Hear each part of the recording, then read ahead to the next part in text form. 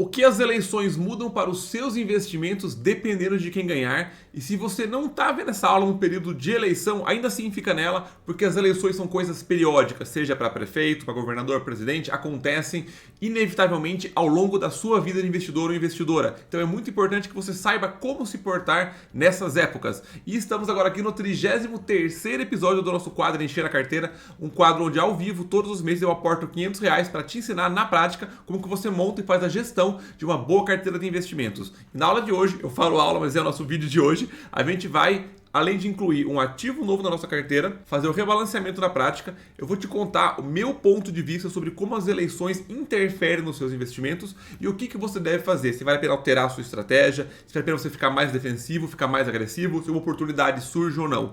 Então não perde o nosso quadro que está muito legal, a gente sempre começa nas três partes. Uma, resultados nosso do mês. Segundo, análise dos ativos e do cenário econômico que a gente vai decidir investir. E na terceira parte, a gente aporta ao vivo todos juntos. Então vamos lá, 33º episódio do Encher a Carteira.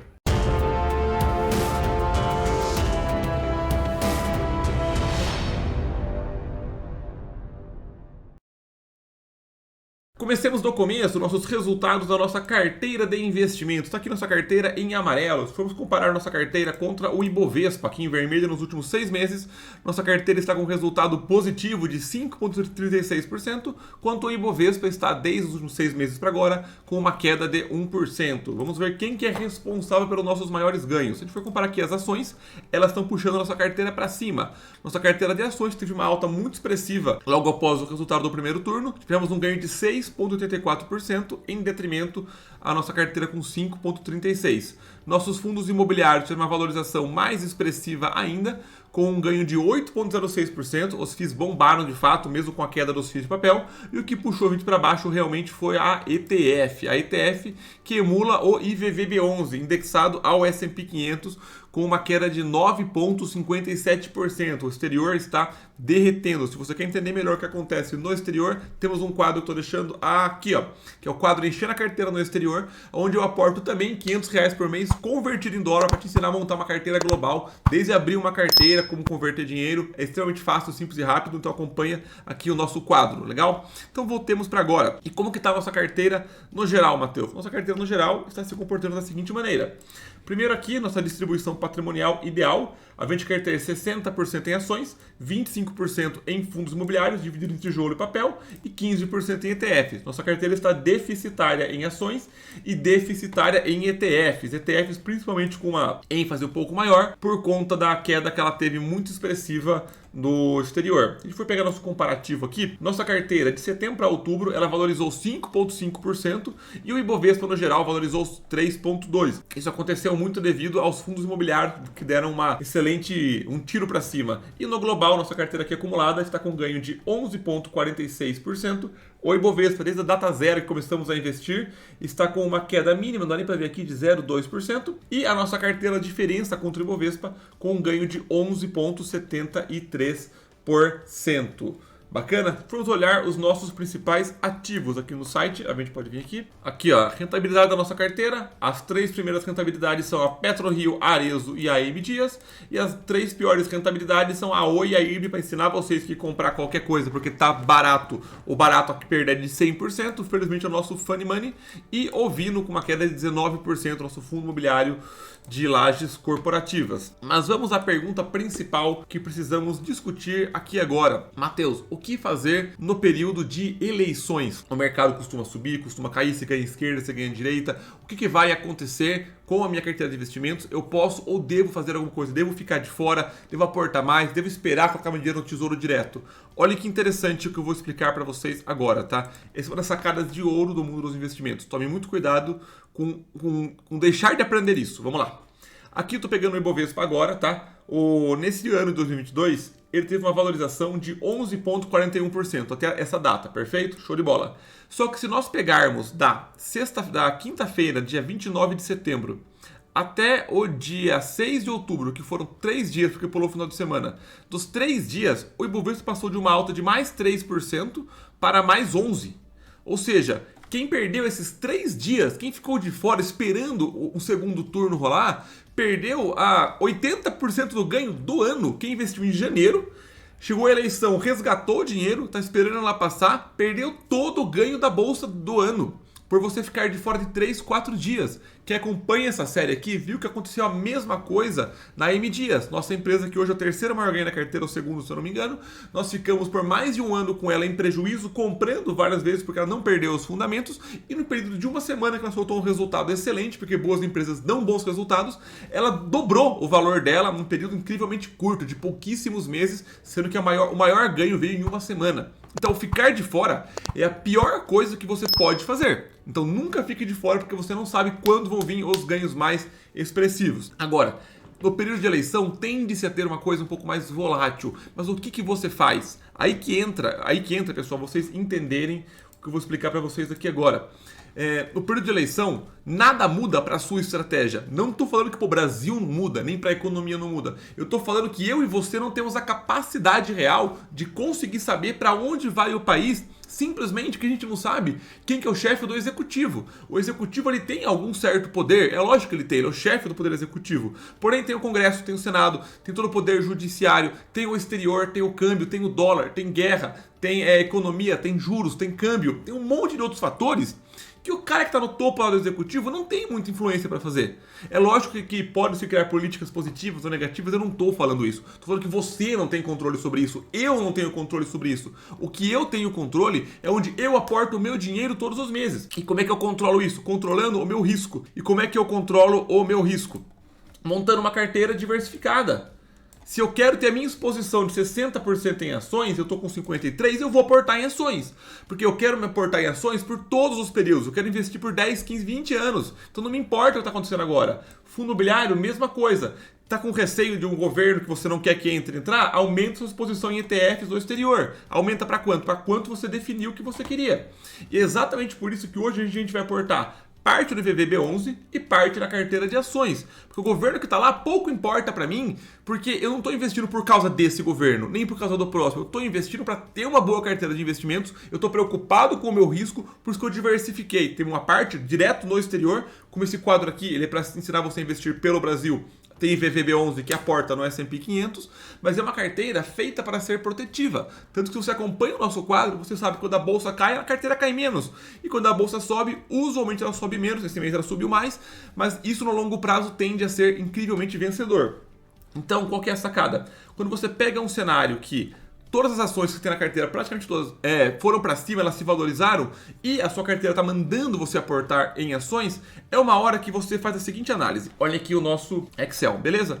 Aqui, ó, nossa carteira de ações, beleza? Tem aqui marcado em amarelo a Hypera, que nós não temos em carteira ainda, e marcado aqui em vermelho a Rap Vida, que é a única empresa da nossa carteira que de fato deu um resultado por mais de um trimestre seguido em prejuízo. Quando isso acontece, eu paro de aportar, eu espero ver o que acontece com ela. Mas no geral, nossa carteira, a maior parte das empresas estão com ganho, são todas com lucro. E se for olhar aqui, as empresas, esse aqui é quantos por cento falta para chegar no nosso capital ideal. Por exemplo, a Porto Seguro, eu quero 4%, está com 3,2%. Então falta 0,8%, falta muito pouco. Então as empresas estão muito bem balanceadas. A que mais falta menos de 1% para equilibrar. E a Hypera, que eu vou analisar com vocês daqui a pouquinho, é uma empresa do setor farmacêutico, uma farmacêutica propriamente dita, que a gente não tem na carteira ainda. As empresas, a maioria delas, estão com uma alta para a gente comprar. Teria algumas aqui que a gente poderia fazer um preço médio, que é a Engie, a Vivo ou Bradesco, mas nada que precise de muito. Então é uma hora muito boa para você cogitar colocar uma empresa nova dentro da sua carteira, se você já estava de olho nela. Porque eu não vou mudar a minha estratégia por conta de nenhum governo que esteja. Os fundos imobiliários também, muitos valorizaram, chegou o prejuízo. Quem lembra do começo, o HGBS e o VISC, fundos de shopping na pandemia caíram 15, 20, 30%. Olha agora, eles estão em lucro. É importante entender como que as coisas de fato funcionam dentro da regra do jogo. Agora, os fundos de papel, todos estão apanhando, porque a gente está aportando em fundo de papel bastante, tem uma janela de oportunidade dentro dele. Então, assim, é importante você entender como essas coisas de fato funcionam. Então, vamos pegar para analisarmos de fato a Hypera, legal? Vamos começar com a Hypera. Fazer uma análise mais rápida dos fundamentos dela, da parte qualitativa, e depois a parte quantitativa vou me aprofundar bastante. Beleza? Vamos lá, Matheus, site ri.hypera.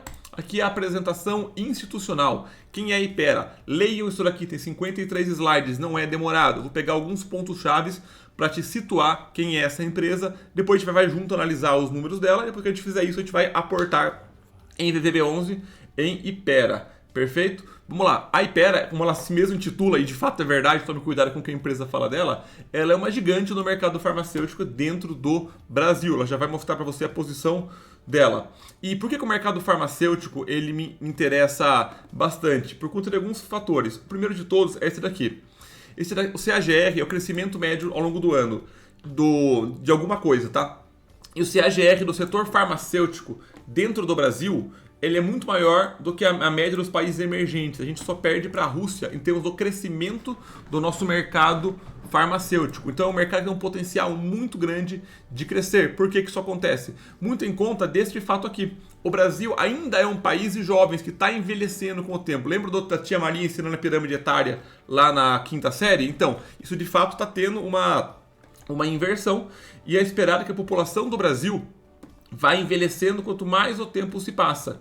De forma que a população de 60 anos ou mais chega a 32% em 2060, 28% em 2050, isso vai crescendo. E por que isso é importante para o setor farmacêutico? Por óbvio, porque o gasto das pessoas com medicamento tende a aumentar conforme a idade passa. A pessoa dos 10 até os 30 anos, aqui não coloca-se 1 e 2 anos, porque quando você nasce tem um gasto mais alto também, mas as pessoas dos 60 até mais de 70 anos chegam a ter um gasto 4 vezes maior com medicamentos do que as pessoas mais jovens. Isso tem um espaço muito grande para o mercado como um todo crescer. E eu adoro o mercado que está crescendo. E se for comparar, inclusive, o crescimento dos mercados farmacêuticos, olha essa tabela aqui que maravilhosa, contra o PIB do Brasil, repare no seguinte, todos os anos, 2015, 16, 17, 18, 19, 20, 21, mesmo passando em recessões, é um mercado que nunca teve um decréscimo. Então é um mercado altamente resiliente, que sempre vem crescendo, cresce mais do que o PIB, uma população envelhecendo. E dentro desse mercado, o OTC são remédios que não precisam de receita, né? Você vai e compra na farmácia normal. RX são remédios que precisam de receita propriamente ditas. E é um mercado que dentro do Brasil, ele é bem dividido entre o mercado de varejo e o mercado institucional, o que mostra que realmente é bem diversificado. Ele é mais concentrado na parte privada, o que eu sempre acho excelente. E se você for pensar na Hypera como um todo, ela é a segunda colocada em termos de maior sell-out de vendas dos produtos dela e maior crescimento no último ano para agora. E se reparar o seguinte, olha as marcas que ela tem. Você consome provavelmente várias dessas marcas e não sabia. Seguindo aqui, foco nessas marcas aqui, porque são marcas que a gente conhece. E muitas vezes a gente entende numa empresa que a gente não sabe as marcas relacionadas a ela. Por exemplo, quando eu falo Alphabet. Alphabet é a holding do Google, por exemplo. Então muitas pessoas não sabem da marca em relação à empresa. Então leiam isso daqui, tá? Que é muito interessante você entender como as coisas funcionam. Os pontos que eu queria destacar é o mercado, o crescimento, a força da empresa, o tamanho dela, as marcas que ela tem. Ela também é uma empresa muito forte na parte de crescimento. Tá no slide logo aqui embaixo, que ela comenta um segundo. Aqui, ó.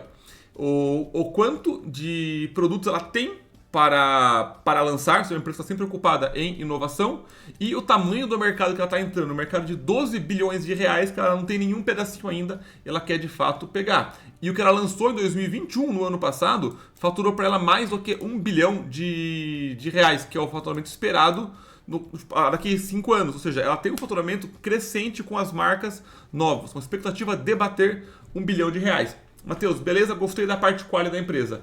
E a parte quant dela? A parte quantitativa eu vou usar tanto o Status Invest, tá, quanto o Fundamentei. Vou usar os dois, que eu acho que eles são complementares, porque a gente vai focar em uma empresa só hoje. Acho que vale a pena a gente estressar um pouquinho isso. Bacana? Começar pelo Fundamentei, que acho que é mais fácil de dar uma olhada. For lá dentro do Fundamentei, ela é uma empresa que historicamente deu um retorno de 15% ao ano desde a inauguração dela, por assim dizer, na Bolsa de Valores. Um retorno em 14 anos de 618%, ou seja, multiplicou o capital dela por 7. Essa aqui é uma regra absoluta da bolsa, quando o lucro da empresa sobe, a cotação sobe também, por isso que preço não importa. A gente for olhar aqui dentro do próprio Status Invest, a gente for olhar algumas coisas importantes sobre a empresa, tá? O primeiro ponto de atenção dela e é a dívida dela. A dívida líquida por EBITDA está dentro do limite, que é o limite de 3, por isso que eu quero uma empresa que tenha um crescimento mais elevado, porque a dívida líquida por EBITDA em mais de 3 anos de resultado costuma a preocupar. Ela ficou um bom tempo sem dívida, agora ela tomou uma dívida de fato com foco em expansão. Como é que eu sei que essa dívida não é uma dívida necessariamente ruim? Quando eu vejo algumas coisas corroborando com isso. Uma delas é um ROIC elevado, um ROIC com zigue-zague para cima, inclusive. O ROIC é para cada R$1 de investimento que a empresa fez em patrimônio e dívida, quantos reais ela retorna. Um ROIC de quase 12% é um ROIC bem elevado, ou seja, se a empresa tomou uma dívida com juros abaixo de 12%, na teoria isso é bom, porque ela pode tomar dívida, vou inventar aqui a 5%, e ela investe esse capital e retorna 10%. Então a dívida se torna uma coisa boa. Análise das margens. Olha que maravilha isso daqui. Uma margem na casa dos 66%. Uma margem bruta, tá? O que é a margem bruta? É o quanto sobra para a empresa depois que ela pagou o custo do produto. É receita menos custo do produto. Sobrou 63% para a empresa. Ou seja, cada R$1 de remédio que ela vende, para ela sobra 63 centavos para pagar todos os custos dela. É uma margem bem elevada. Se a gente for pegar aqui a margem EBIT dela, é uma margem que também chegou a ter um zigue-zague para cima, mas está razoavelmente estável desde 2014, sobrando de maneira a quase 9 anos, bem estavelmente em torno dos 30% para ela. A margem líquida por volta dos 20% nesse ano, chegou a bater um pico de 36%, que é uma margem muito elevada em 2016, mas uma margem também que vem ascendendo desde 2011 e 2012. Não tem uma estabilidade tão grande assim dentro desse mercado, mas uma margem incrivelmente confortável de 20%. Se a gente pegar aqui e olhar duas coisas extremamente importantes dentro da empresa, tá? Eu quero ver uma empresa sempre com receita crescendo e lucro crescendo. Se a gente for pegar aqui e dar uma olhada, a receita dela desde 2009, chegou a ter um pico em 2013, caiu em 2014 e depois voltou a subir, batendo um recorde de 5,9 bilhões de reais em 2021. Se a gente for pegar há 11 anos atrás, em 2010, ela tinha 2,7, praticamente menos da metade. E se for pegar aqui o histórico do lucro líquido dela, eu quero ver um lucro líquido assim, ascendente, empresa com receita crescendo, lucro crescendo, margens estáveis. Aqui no Fundamentei eu gosto muito de olhar essa tabelinha aqui, que dá uma visibilidade muito legal do que a empresa está fazendo como um todo. Ela é uma empresa que tem uma distribuição de, aqui vocês não estão vendo, aqui ó, de 50% do resultado dela, um payout de 50%, ou seja, é uma empresa que já teve um crescimento muito expressivo, agora está meio que pagando dividendos, meio que retendo lucro para ela poder, de fato, crescer e se expandir. Se a gente for olhar aqui o histórico dela, a receita da empresa contra o EBITDA, repara o seguinte, o EBITDA sobe muito mais estável do que a receita, isso é uma coisa positiva, eu gosto quando as duas linhas andam juntas. E se eu pegar aqui o lucro líquido também subir um pouco mais do que o EBITDA proporcionalmente, o que nos gera uma margem muito confortável, muito interessante. É uma empresa razoavelmente volátil, mas é uma volatilidade numa zona de extrema segurança. Aquela volatilidade tipo da Gol, que fica no prejuízo de vez em quando, e tipo uma Gafisa da vida. Então é uma empresa que com certeza eu quero colocar na minha carteira. Quanto colocar dentro da empresa, na carteira de cada empresa? Se for olhar aqui, a Hypera, a gente tem hoje na realidade de aporte, abrindo aqui para vocês verem o site, fica mais fácil. Clear, aqui é Clear. Nós temos, cadê? Saldo. R$566, beleza? Beleza. A gente vai fazer o quê? A gente vai aportar em duas cotas do IVVB11. Legal, duas cotas do IVVB11, que está cotado a 222. Perdão, a 205. A gente vai comprar duas cotas dele que vai dar R$411. E o restante a gente vai investir na Hypera para incluí-la na carteira. Perfeito? Então, sem mais delongas, vamos lá para o nosso aporte do mês. Vamos lá, vou até adicionar aqui mais fácil, né? Deixa eu mudar aqui, eu consigo botar o código, novo ativo. Vamos pegar IVVB11. IVVB11 adicionado aqui, 205, vamos comprar 2. Deixa eu pegar aqui minha assinatura eletrônica. 2 IVVB11 vai dar 411 e show de bola. Ele é uma cota um pouco mais cara, por isso a gente compra quantidades um pouco menores, mas já compramos e... ou não foi? Acho que não. Agora foi. Compramos 2 VVB11, vamos agora comprar Hypera 3F. O aporte, pessoal, nem sempre tem que ser um aporte glamouroso com vários ativos. Às vezes é um aporte um pouco mais simples, mais tranquilo.